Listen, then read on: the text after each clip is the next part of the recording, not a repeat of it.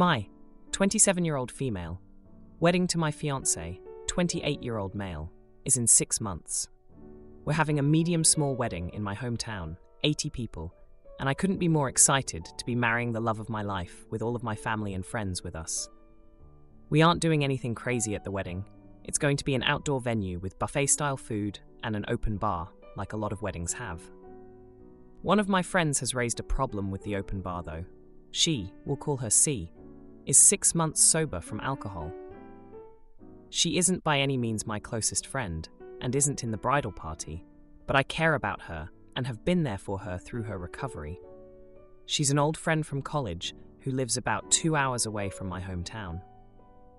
I don't know everything about her recovery journey, but I know she lived in a sober living facility for around 2 months after she lost her job due to drinking on the job. She's doing really well from what I know. No relapses, goes to AA, and has found a new job. I invited C to my wedding 2 months ago, and she was so excited to come and celebrate with me and my college friend group. I didn't really think about the open bar when I invited her. For the wedding planning, I was mainly focused on the big picture, not individual concerns aside from allergies and things along those lines. I guess someone raised an issue with C coming to the wedding with my open bar because she called me last week and asked me if it was true that there would be an open bar. I said yes, and she blew up. It almost sounded like she was accusing me of trying to make her relapse, and I had no idea how to respond. I told her that I just didn't think about it in reference to her recovery. I told her that I love her and respect her recovery, and that I wouldn't be offended if she chose not to come to avoid being around people drinking. That wasn't a good enough solution for her. She said something along the lines of, "Well, can you get your deposit back?" This caught me off guard, and I told her that I didn't think so. I said that I wouldn't be cancelling the open bar at my wedding just so she could attend. I tried to give her other options, like only staying for the ceremony, or even bringing her sponsor as a plus one, but none of my options were adequate for her. Some of my friends are calling me the jerk, and some of them agree with me. My wedding is supposed to be about me and my fiancé, and I hate feeling like a jerk for having the wedding that we want. So, would I be the idiot for not cancelling the open bar at my wedding so she can attend? Edit. Forgot to mention this in the post. And to see, but we have a few minors who will be coming, and we do have a mocktail menu planned. I'm going to call C later today and give more suggestions. Thank you all for the upvotes and comments. I really appreciate all of the support. Edit 2. I called her. Long story short, she doesn't think she can attend the wedding and stay sober because she has fallen in love with my fiancé. They've only hung out in group settings, with me, aside from a hi on FaceTime or social media like. Is there something else going on? Is this due to her recovery or mental state in some way? Safe to say she's uninvited, but what questions should I ask? My fiancé denies leading her on in any way. What do I do? Now for a few comments before the update. Comment 1. Not the jerk. Show the open bar people a picture of her and instruct them not to serve. Problem solved. Edit. Y'all are very silly, to the point where I'll put this here. OP's friend is focusing on the open bar, like that is the issue. We all know it isn't.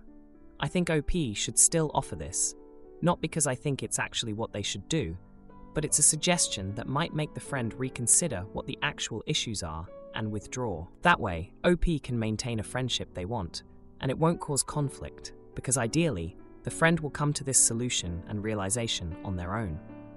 Sorry, I didn't outline it step by step for you all. Comment 2. Not the jerk. Her options are: 1. Don't attend the event with alcohol. You made it clear that you would understand if she didn't come. 2. Attend, but don't drink. That can be difficult for someone in recovery, and if she thought it would be too difficult, she has option 1. She doesn't get to dictate the circumstances of your wedding due to her recovery. You would only be in jerk if you insisted she come when she didn't feel comfortable, or if you were encouraging her to drink. Now, for the update. Hey everyone, it's been 3 months since my last post, and boy, do I have an update for you all.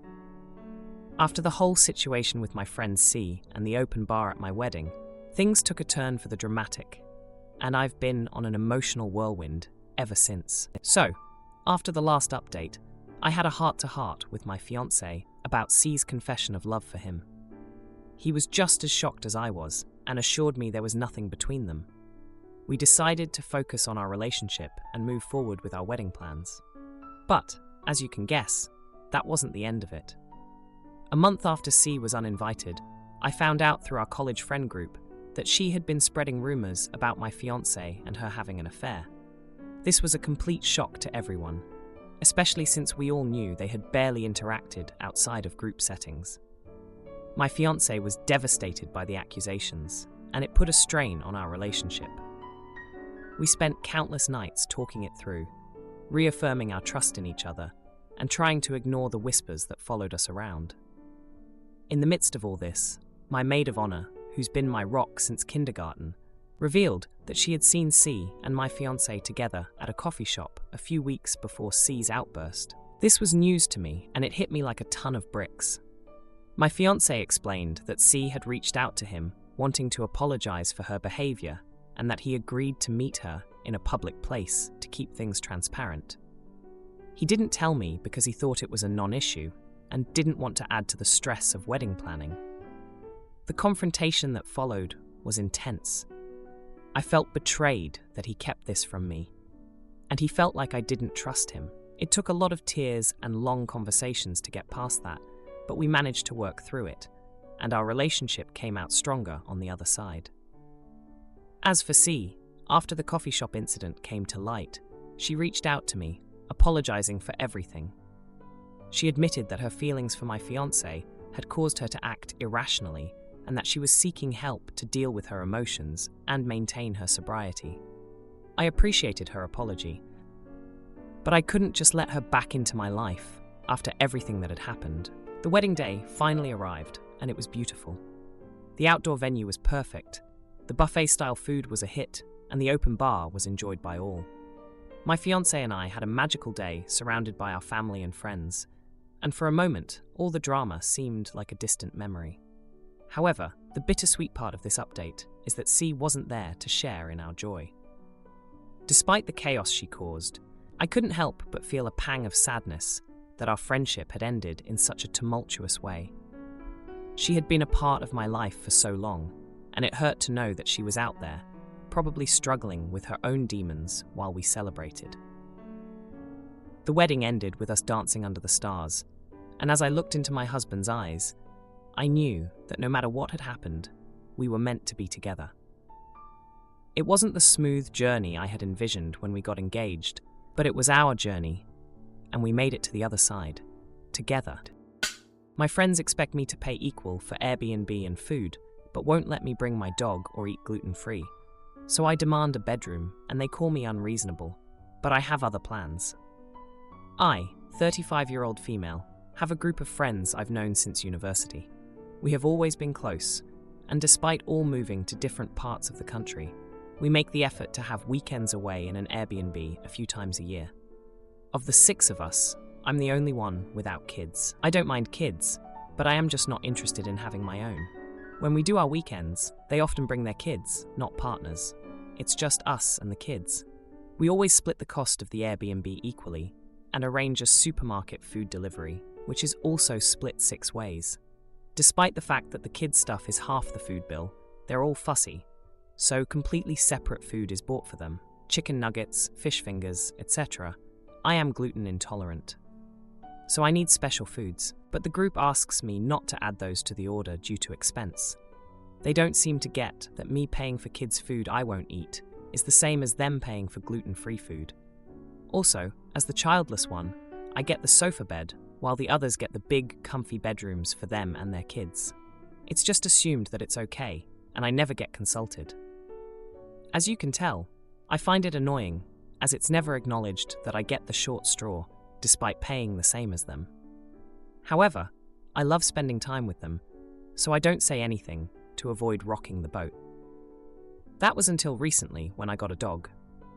None of my friends or their kids have an issue with dogs, but they're also not big dog people either. For our next meetup, I asked if anyone would mind if I brought the dog, so I wouldn't have the expense of a dog sitter. I made it clear that I would monitor her carefully. go outside with her to clean up poop immediately, put her in her crate for sleep, bring a baby gate to keep her in a separate room from the kids, bring all her food. I'd take sole responsibility if damage happened.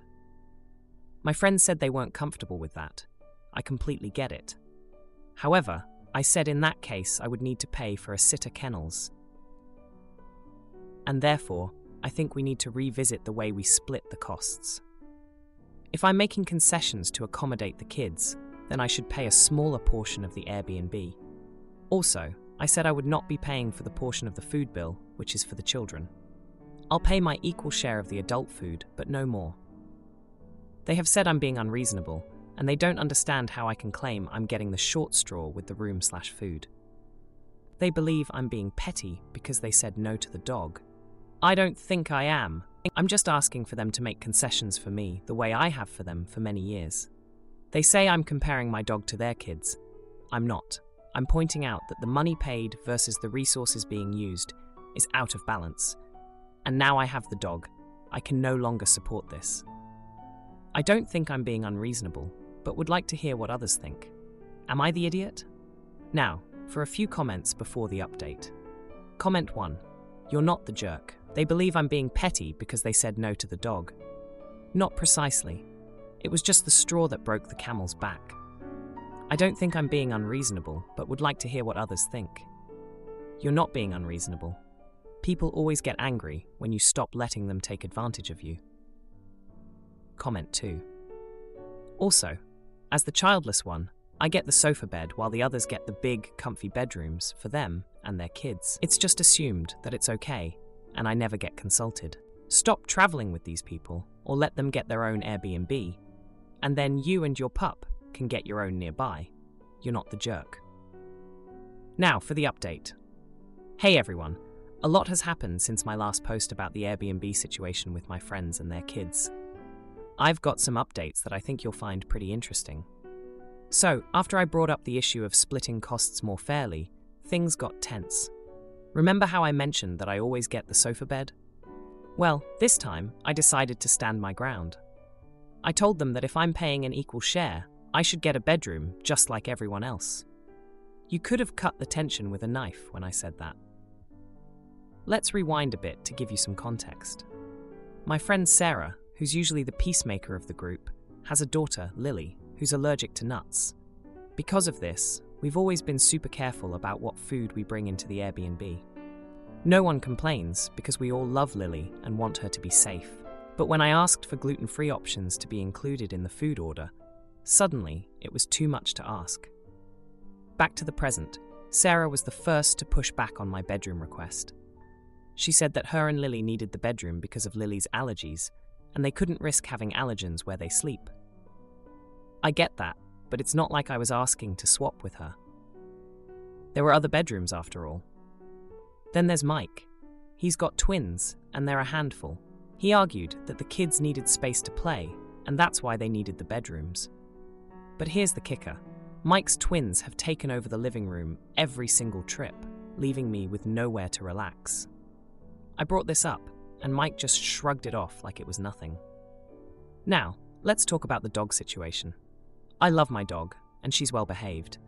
After they said no to bringing her along, I found a great dog sitter, but it wasn't cheap. I explained to the group that since I was incurring this extra cost, I shouldn't have to pay for the kids' food.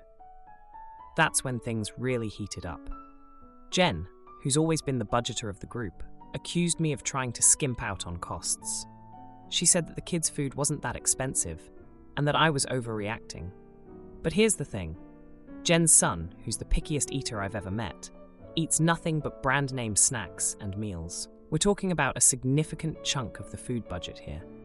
The argument escalated, and everyone was talking over each other. It was chaos. Then, out of nowhere, Tom, who's usually quiet, dropped a bombshell. He admitted that he felt the same way I did about the cost split, but had been too afraid to speak up. He didn't think it was fair that I always got the short end of the stick, especially since I was the only one without kids. This revelation caused a rift in the group. Half of us felt one way, and the other half felt another. It was clear we weren't going to resolve this anytime soon. In the midst of all this, another issue came up. During our last trip, I noticed that some of my gluten-free snacks had gone missing. I didn't want to make a big deal out of it at the time, but now that we were airing all our grievances, I brought it up. Turns out, it was Sarah who had taken them. She said she didn't realize they were mine and thought they were for everyone. This might seem small, but it was just another example of how my needs were being overlooked. So, where does this leave us? Well, the group is divided. Some of us are trying to find a compromise, while others are digging their heels in. The tension is thick, and I'm not sure how we're going to move forward from here. We've got another trip coming up, and no one has booked the Airbnb yet. Conversations have been awkward, and it feels like we're at a stalemate. It's a mess, and I'm not sure if our friendship can handle this kind of strain. Sister expects me to let her stay after she's homeless, but I say no, and she sneaks in with roommate's help, only to admit she stole my high school crush, and now she's sorry. My sister, 19-year-old female, and I, 21-year-old female, don't have the greatest relationship ever. I find my sister entitled, spoiled, and selfish, and she finds me selfish and unforgiving. We always had a very tense relationship. Our parents started it by babying her as the youngest and treating us very differently, while also expecting us to be best friends forever and to do everything together and share everything. My sister has no regard for me at all. A few times when we were teenagers, the heating went out in our parents' house, and I was lucky to have the warmer room outside my parents'. My sister expected me to swap rooms with her so she could be warm and I would sleep in the cold. When I told her she could sleep in my room with me if she wanted to, she told me I should give her my bed and go to hers. Another time, I was sick with the flu and home from school for 2 weeks. My parents were at a wedding one Saturday and told her to get me to drive her to her friend's house for a concert they were attending. I told her I couldn't bring her because, I was sick as heck on the couch and barely able to keep my eyes open. She pestered me for the best part of 2 hours and yelled at me for messing with her life, saying I was so selfish for not making her plans a priority. There were other pettier things from our childhood, like how angry she'd get that she couldn't steal my makeup since mine didn't work for her skin, or how she'd be mad when I bought a lock for my closet so she couldn't take my clothes without asking me. When I moved out and into my own apartment for college with 2 friends, and my family came to visit, my sister decided she was inviting herself for an extended stay and wanted me to sleep in one of my friends' rooms or something, since she decided she could stay. I refused to let her stay, and she told me I was being rude. I told her she could say goodbye to ever staying with me. My parents told me I could have let her stay. I told them they could also leave, and I gently encouraged that. My sister went to college in a different state. She was in a dorm for her freshman year, but now she's a sophomore and was living with some people she met in college. However, they wanted her out and refused to let her stay there anymore. My sister didn't take it seriously until she was forced to leave. With her last few dollars, she decided to take a bus and show up at my apartment, saying she was staying with me for a while because she was homeless and I needed to give her my room. She actually used the words, "You can take the couch for a few weeks." I refused to let her come in, and I refused to let her stay. She freaked out about having no more money and nowhere else to go. I told her it wasn't my problem. She cursed me out over DMs and told me I was the worst sister and I'm so selfish for turning her away again. She also accused me of being unforgiving if this is about the last time I wanted to stay. My parents also started, so I blocked them. Am I the idiot? Now for a few comments before the update. Comment 1. Not the idiot. It sounds like your sister has been raised to be entitled and toxic. Not even her college roommates can stand to live with her. If it matters that much to your parents, they should continue to let her live with them, since they are the ones who raised her to behave the way that she does. How unfortunate for her, because these behaviors will undermine her for the rest of her life. Comment 2. Not the idiot. Parents enabled her to become incredibly spoiled and demanding. Completely in the right, not allowing her to stay with you since you don't even have a good relationship with her from the start. It's your space, not hers. She isn't entitled to it just because you're related. Now, for the update. Hey everyone, it's been a chaotic week since my last post. And honestly, I'm still reeling from everything that's happened.